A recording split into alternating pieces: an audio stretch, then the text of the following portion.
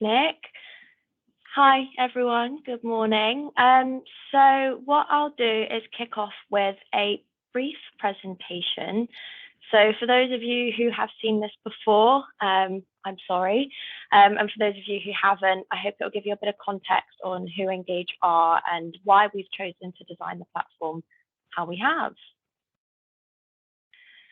So if you've come to any of our previous sort of workshops that we've done with customers, you may have seen screenshots of Engage. And if you've used it before, then you'll know that it's designed slightly different to other BPM systems. So we've designed it to be really intuitive and easy to use because we think that everyone should be able to discuss, explore, and understand their processes and talk about them in like a universal language, because no one's going to know the process as well as the process inhabitants. So if you're able to engage them in these discussions, then you can really uncover where their frustrations with the process are and where any hidden inefficiencies are as well. Got about 300 or so organizations globally using Engage, but our main foothold in the UK is in public sector and local authorities in particular. So this slide here just highlights the range of different projects that people are using Engage for. And the first four that have been highlighted are some of our customers who have spoken for us previously. And you can see here, automation, change programs, service improvement are all really, really important there. And obviously, last but not least on that list, Tewkesbury. So they'll be whose process I'll be looking at later on today. So at the moment, whether there are projects going in compliance, so I know there was a social care reform, so there's sort of changes made in that space, looking to find more efficiencies in the light of budget restrictions, budget cuts, effectiveness, how easy is it for a new starter to get up to productivity as quickly as possible, and RPA and transformation as well. And what all of these projects have in common is that they have an impact on people's primary work. So what we see is that by taking processes as the central foundation to drive all of these projects, then you're able to get more in control, have more transparency on what is actually happening across the organization. Projects become quicker and cheaper because as you make changes to a process, that instead of having to go back to the drawing board each and every time, you've already got your base layer to start with and make changes. And then finally, by involving people in sort of the discussion of the processes early on, then you're bringing them along with any changes that are made instead of no one likes change being done to them. So by having them involved earlier on, then it helps with that transition. Brown paper sessions, post-it note sessions, I'm sure most of you are familiar with these. Get really good feedback from them because of the depth of, or the high engagement that they bring about, but sometimes the depth of discussion can be lacking in terms of certain requirements. Then one lucky individual goes away and maps that up in a digital format that can then be shared with others in the business. But a couple of things that come up here, well, do people understand the new format that they're looking at? Because chances are the diagram will look vastly different from the post-it note session. Has all of the information been brought across accurately, or have some things been lost in translation? And then where do they go? Do you print them out and store them somewhere? Do they go on a shared drive? Are they easy to access for others? And are you able to update them as and when you need to? So we see Engage as sitting more on the dynamic end of the scale because you can do all of these different stages in one platform, and the sort of administrative side that's involved in carrying out these different steps is much lower, and you can sort of make these changes to the process on the fly, and it's just much easier to keep up to date. So Engage itself is agnostic as a platform, so it doesn't matter what sort of school of thought you're thinking of, what philosophy in terms of process management, but the central idea across all of them is that you take the team first in the workshop, you then look at the customer journey, you can overlay the facts and data to support more evidence-led decision-making about that customer journey, and then ultimately identify where improvements can be made before feeding into a cycle of continuous improvement. And these are all different stages that the platform has built-in features to help facilitate. So the hidden factory is a concept which I've grown to learn that most people are not familiar with. The idea is, if you take a work instruction in a knowledge-based or human-centric organization and you go to an employee and you say, what percentage of this work instruction reflects the work that you actually do today? The range is about 60 to 90%, but just say about 80. And the reason behind that, well, as someone works for a longer in a position for a longer amount of time, they're going to adapt the way they work, find improvements, changes, but the task instructions don't always remain up to date with that because it can be quite a laborious thing to have to manage. Take a 6-step process whereby 80% of the task instructions are accurate. You find that the sum of those work instructions are only 26% accurate for that 6-step process there. So if you think from a digital transformation point of view, how do you know that you are digitalizing the most effective parts of the process if there's this 74% gray area about what is actually going on? And the same for compliance. How do you know you're acting in accordance with certain regulations if, again, there's that 74% gray area? And it's always going to be a challenge to get to 100% accuracy. But we found that by having those really explorative and engaging process workshops, then you can certainly get a better picture of what is actually happening in that process. This was a brown paper session held by one of our customers, and you can see they mapped out the happy flow on top, and then they found 3 exceptions. So they then facilitated the same workshop, but using Engage. And this is the exact same process, but they were able to explore that 3rd exception in a bit more detail. And they found it actually amounted there to about 11 non-value added steps. And this is just one of the overlays that you can have on your process in Engage. So once they were able to visualize that that 3rd exception was taking a lot more resource, energy, time than they anticipated in the first instance, they were able to have the necessary conversations around how can we reduce the amount of waste in that exception to help have a larger impact on the overall process there. Self-service automation, obviously quite a hot topic for a lot of councils at the moment, but there will be times where self-service fails or can't be used, and it's trying to understand how does the people part of that process interact when self-service fails or when it's not used. And once you've got this mapped out, in Engage, you can share it as a handbook, whereby everyone will be able to access the process and know what is actually required for them in any given situation.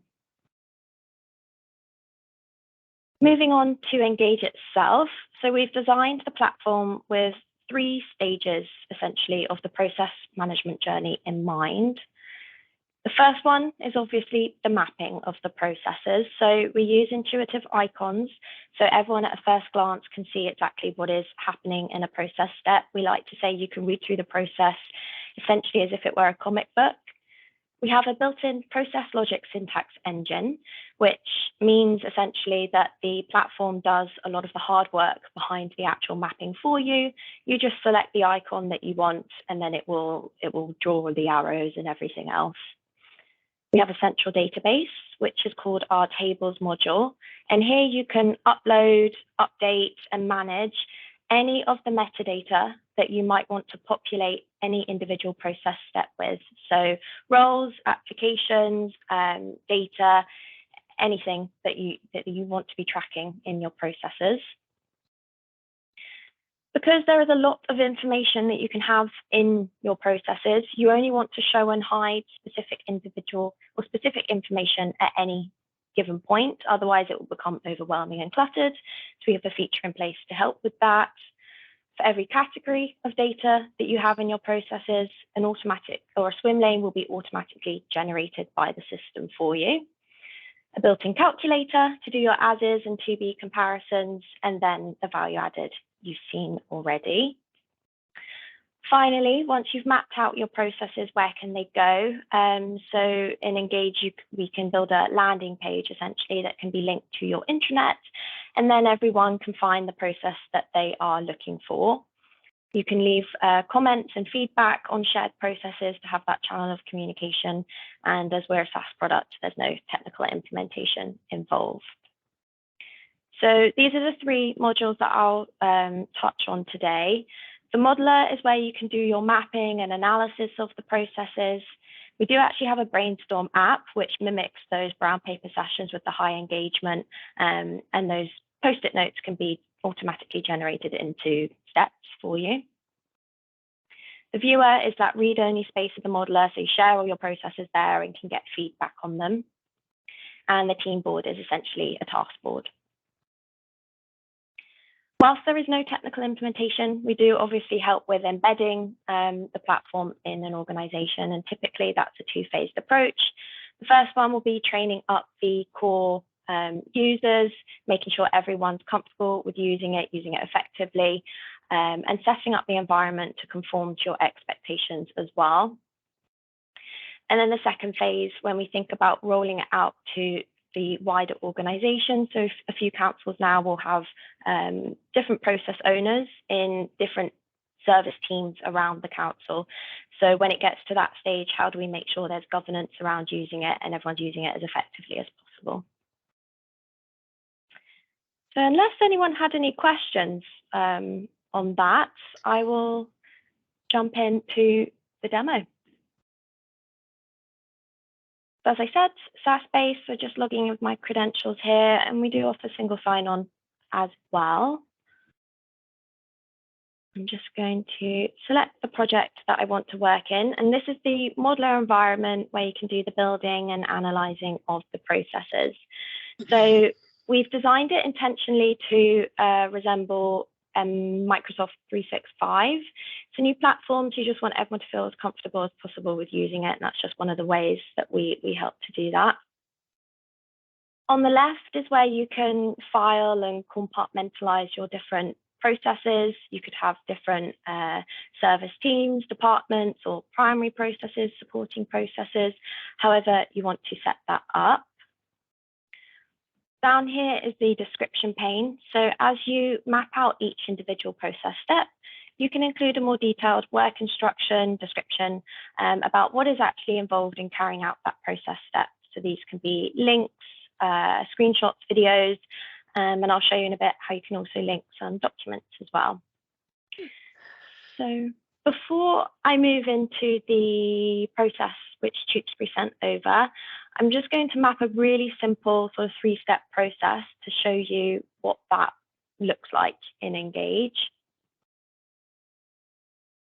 So first of all, we have the start and the stop, and that's the process logic syntax engine that I mentioned before, running in the background, because logically every process will have a start and every process will have a stop. So that's already there for you. We have our list of intuitive icons up here. So these are just some of the pre-selected ones which we have. We have a whole library of icons in this similar style, but you can also just upload your own logo to really reflect, say, a certain application that you're using as well. So if I come here and say the first step is using a telephone, this card of information which pops up is called our mini property editor. And these are just some of the example categories which we've come up with. So I could say what role is involved in this step, what applications are being used, any personal data being requested from the resident, roughly what's the processing time, any notes that you might want to capture as well, and value added, non-value added, any documents, and your inputs and outputs as well. So all of these different categories of data here come from that central database, the tables module that I mentioned before. And here is where you can create any table type to reflect the specific metadata that you might want to include in your processes. So to give you an example, we've got our applications table here, but we've actually been able to keep track of supporting information about those specific applications too. So in this case, the expiration dates of the licenses. You can also link two tables to one another. So we've linked our personal identifiable data table to lawful justification as to why we are requesting that data. So everywhere that we are asking for the date of birth from the resident, the system will automatically bring across the lawful justification as to why. And this is really handy because you can report on all of your processes in Engage. So if you're being audited, a third party is coming in, you can pull a report up to date that not only tells you what data is being used where, but also why are we asking for that information. And you can just export that out and present that to any third party. The final table to point out is our roles one here. So this is essential to the cost analysis portion of your processes. So the system will take into account what is the role and what is their cost per hour, how long are they spending on a process or a process step, sorry, and then do the necessary calculations to work out the overall cost for the process. And the cool thing is that if you update anything, so say the cost per hour of the building inspector went up, if you updated that here, it would then be updated throughout all the instances in your processes that is used. If I just head back here,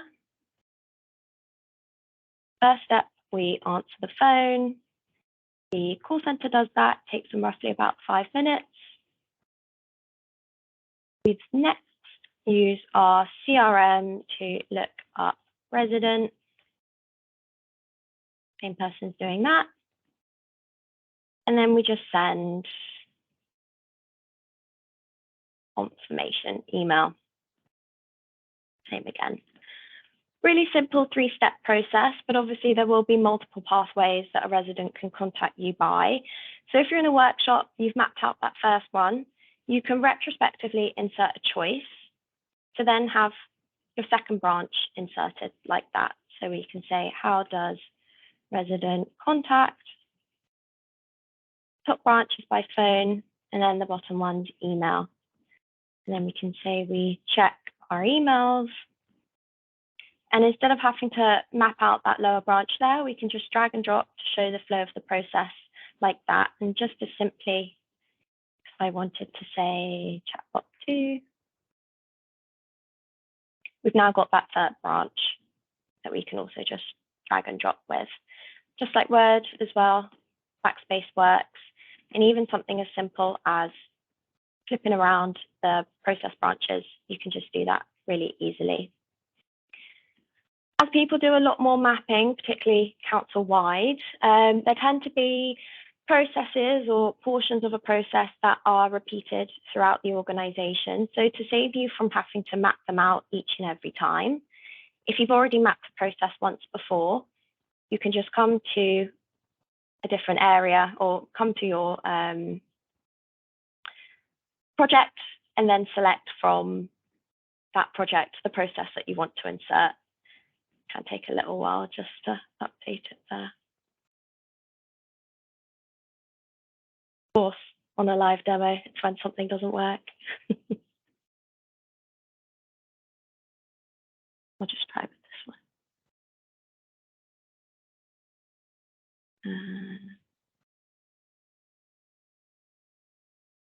Rest assured that usually I would be able to insert a process link there. And then typically you could just expand and collapse your process link and double tap to drill down into it as well.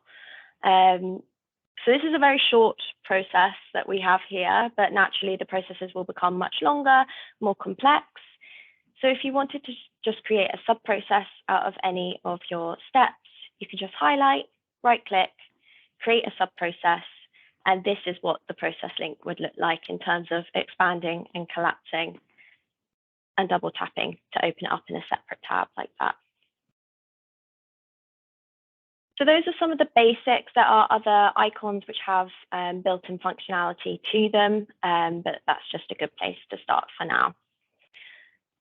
So what I will now do is move into the process which Tewkesbury kindly sent over to us. And as Nick said before, this is a subject access request process. And a few things that they'd identified here, I think over the space of about 12 months, the requests had gone up by about 600%. So the officer was under a lot of stress to deliver all of these requests. It was a very manual process, which you can see by these manual icons here. And what they found as well was a lot of the information that was originally submitted by the residents was incomplete, insufficient. So later down the line in the process, they were having to sort of chase around for that extra information. So you can see there's a lot of email, manual tasks, a couple break times in here. And at the end, all in all, it's about a 25-step process. So what I'm going to do is show you how we can show and hide different bits of information in this process before eventually moving on to some of the issues that they'd identified specifically and then what their to-be process looks like. So on a very basic level, we can turn on notes. So these could be notes that you've captured in a workshop or maybe a note to self to remind you to revisit a process step. The value added overlay, particularly powerful because this stems from as you are building out your process steps, you can ask the team that you're working with, in general, is this a value added step or a non-value added step? And then at the end of the workshop, if you turn on this filter and every other step is red, then you're going to have, it's going to be a good starting place for some needed conversations around that. Inputs and outputs we can keep track of as well. And then lots of other indicators that you can turn on when you need to focus on them. So a couple ones that we have visible here is the document indicator here, which unsurprisingly indicates that a document has been linked to that process step. So if I click through, it will take you through to the specific document that is needed to be linked there, and you can link that through to a DMS so that that is all up to date for you, so you don't need to manage it in two systems. This purple icon here is our findings feature, which is the most recent addition to the platform. And essentially, we would describe them as improvement suggestions or problems that have been identified with a process step. So these were some of the ones which Tewkesbury had identified, and we'll start at the bottom with step number 6 here. So one of the things they noticed was that they were using email a lot to take in these requests. I mean, you can see 95% of the requests were coming in through email. So that in itself was quite a laborious thing to try and keep up with. They were using reminders in Outlook for the officer to then make the next necessary steps. On step number 8 here, they were having to input a lot of this information manually into a Word table, which was potentially prone to errors and not necessarily the most efficient way of doing it. And then later down the line, they were doing this verification of whether the ID, check whether the ID had been verified. And oftentimes the case was that it wasn't, which meant they were then doing this check quite late on in the process and having to waste quite a lot of the officer's time trying to track and sort of fill in the rest of that information there. So once these have been logged as findings in Engage, they can then be automatically submitted to the task board part of the platform and then be generated into tasks, which can actually be assigned to individuals. And we find it really helps bridge the gap between some of these ideas or problems that have been identified and then actually implementing some of the changes that need to be made based off of that. I mentioned before that for every category of information that is generated here, swim lanes will be created by the system to reflect the process from those different angles. So you can see from this swim lane here that a lot of the work was being done by the corporate services officer. There was a lot of things they were having to do there. And then if we look at the applications, we can see that it was only Outlook and Word, and then the rest was manual tasks being done here. And again, mainly by the corporate services officer. So there was a lot of burden on them to deliver each of those different requests there. And I'll zoom in a little bit again. So if I bring up the 2B, we can then drag and drop to show the two on the screen at the same time. And one of the things they were really aiming to do was have a system that could manage the full end-to-end process. So you'll see from like a first glance that everywhere there was a manual task, they were able to build a low-code solution in Liberty Create to actually take the onus off of the corporate services manager for having to do all of those manual tasks. And it was actually managed by the automation that they had built. One of the key changes that they had made was step number 12, which was the ID verification. They actually moved this to step number 5 in the process because it meant it saved a bit of time that way. And they had more structure around the online forms that were being submitted. And you could see here that instead of 95% of the requests coming in through email, it turned out to be only 50% there and then 50% by the website. So if I turn on the measures for this top as is process, there are a couple ways that we can visualize the measures attached to this process. So we've got break time, lead time, processing time, relative throughput, and total cost. Then there are a lot of other measures that you can also focus on in the system. Say I wanted to get an indication as to the lead time here. I'll just evaluate that. We can see that the lead time was 220 days in this process, or the as-is process. And the processing time was 3 hours and 57 minutes. It's great to have that kind of feedback, but if you wanted also to have more of a targeted visual aid, the above column here is where you can get like a RAG-like system come up to help identify where some of those bottlenecks in the process are. There's that main one there of 90 days for them. So we've set the upper and lower, or Tewkesbury did as well, to 25%, but you can adjust those depending on what you see best fit. So then if I turn on the same indicator for the below process, with the changes that they had made, the lead time had gone down by about 20 days there. And if you wanted to be able to get a direct comparison of the two, we can turn on our analysis and see that that was actually a 9% reduction in the lead time, 19% reduction in the processing time as well, and then a 19% reduction in the cost.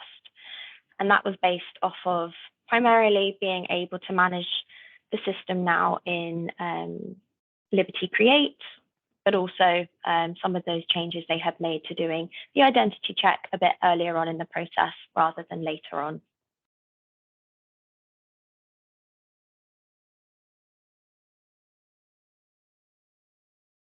So once you've got your 2B process, if you wanted to be able to share it with others in the council, then there are a few ways that you can do that. One of them is just to create a link, which will take you directly through to that specific process. Every time you share a process, a version log or version history will be created, so you can look back on that and any changes that were made along the way.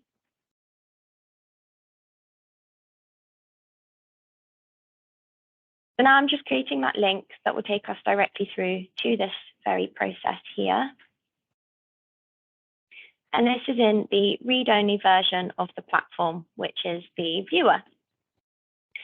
So we're biased towards sharing your processes using Engage. You can print them out as PDF, Word, or other formats, but this way it's still really dynamic, so everyone can engage with the process like this.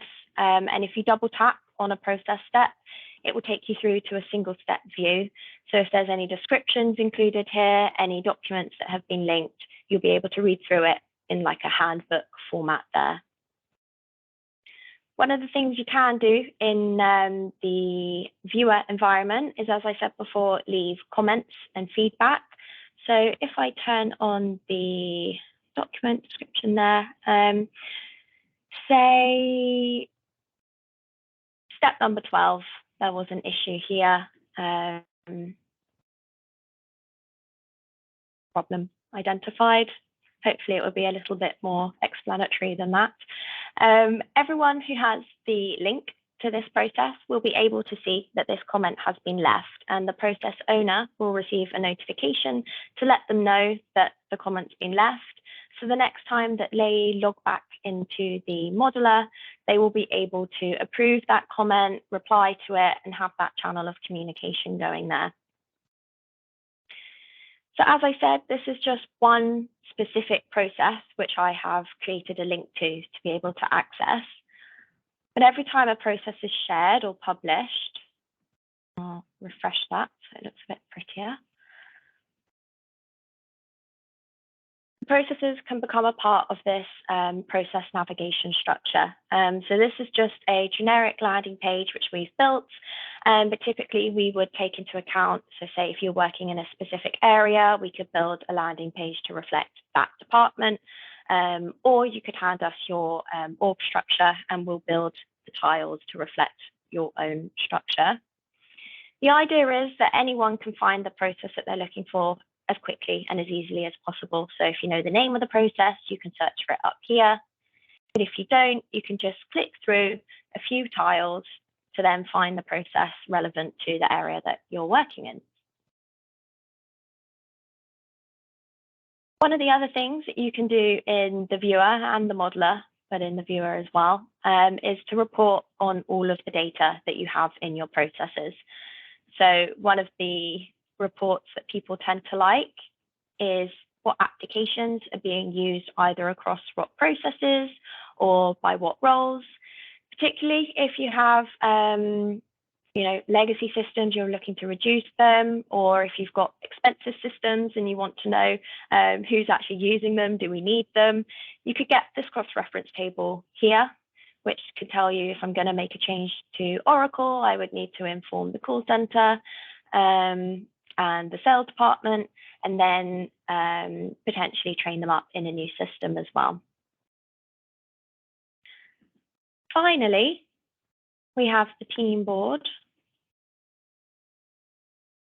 And like I said before, it's essentially a task board. If you're familiar with task boards, team board is very similar to that.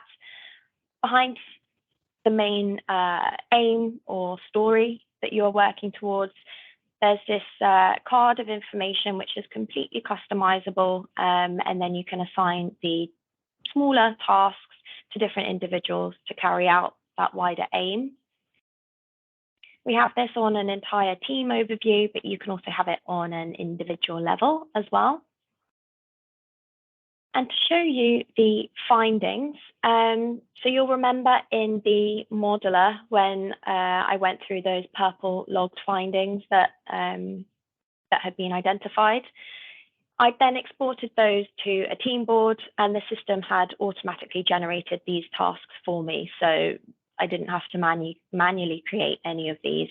And then you can just assign these to an individual, and it will also keep track of what process those sort of relevant to. The last thing to sort of say about Teamboard is it is just very versatile. We have a few templates here that you can select as a starting point, but even once you have selected these, it's still completely customizable right down to the nth degree to really reflect whatever project it is that you're working on. So that was a quick whiz tour around the platform. So I'll stop sharing my screen now and hand back over to Nick and any questions that anyone might have. Thank you very much, Martha. A very comprehensive